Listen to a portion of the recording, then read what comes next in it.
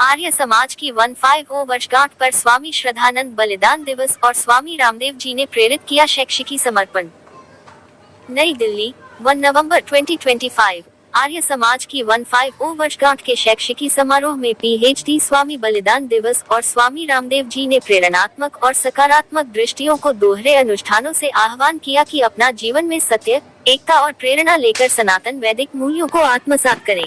स्वामी श्रद्धानंद बलिदान की पवित्रता सदियों से अपना वसुधैव आरंभ करते हुए अपने गुरु स्वामी महाराज और गुरु हर गोविंद महाराज त्याग बलिदान के प्रति श्रद्धा व्यक्त की तथा उपस्थित विशिष्ट अतिथियों और यात्रियों से अधिक देशों से आए प्रतिनिधियों का स्वागत किया। उन्होंने कहा कि यह समारोह केवल 150 वर्ष की उपलब्धि को उन्नत नहीं करता, बल्कि महिलाओं, धर्मनिरपेक्ष और जीव के जीवों में समाहित होकर एक महान संस्कार है। उन्होंने कहा कि वेद विज्ञान और आध्यात्मिकता पर आधारित शिक्षा ही मनुष्य को सभी विकृतियों से साहस और आत्मबोध की दिशा दिखाता है। बाबू सकाका का उन्होंने उदाहरण देते हुए उन्होंने कहा कि श्रद्धा और निरंतर प्रयास से असंभव भी संभव हो सकता है। कृषि परंपरा और स्वर्णिम भारत के निर्माण में सकाका योगदान विषय पर विशेष सम्मेलन के दौरान यह चर्चा की गई कि किस प्रकार प्राचीन कृषियों की त्रुटि आज भी भारत के नैतिक और सांस्कृतिक पुनर्जागरण का मार्गदर्शन कर रही है।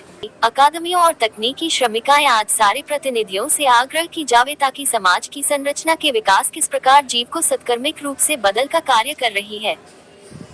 आज विश्व के विभिन्न महाद्वीपों में आर्य समाज की 15,000 से अधिक संख्याएं सक्रिय हैं, जो महर्षि दयानंद सरस्वती के सत्य, शिक्षा और आधुनिकता के समता के नियमों को प्रारंभ बढ़ा रही है।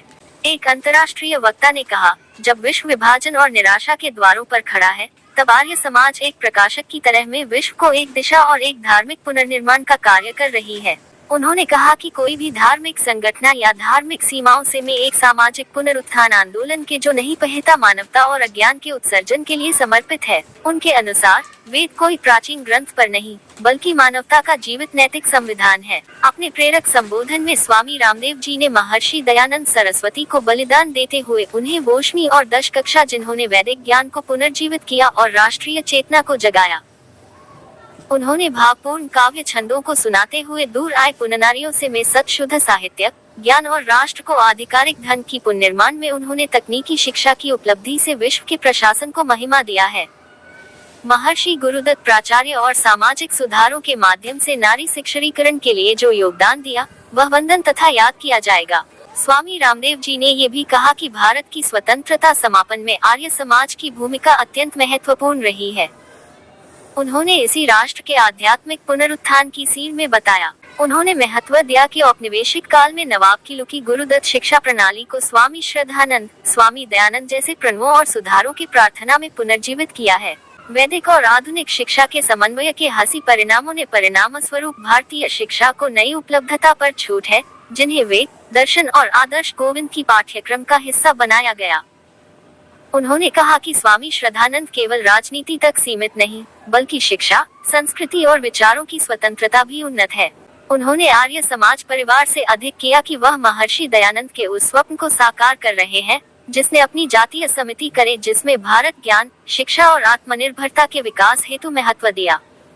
एक बुद्धिजीवी को कदम में आत्मापन करें।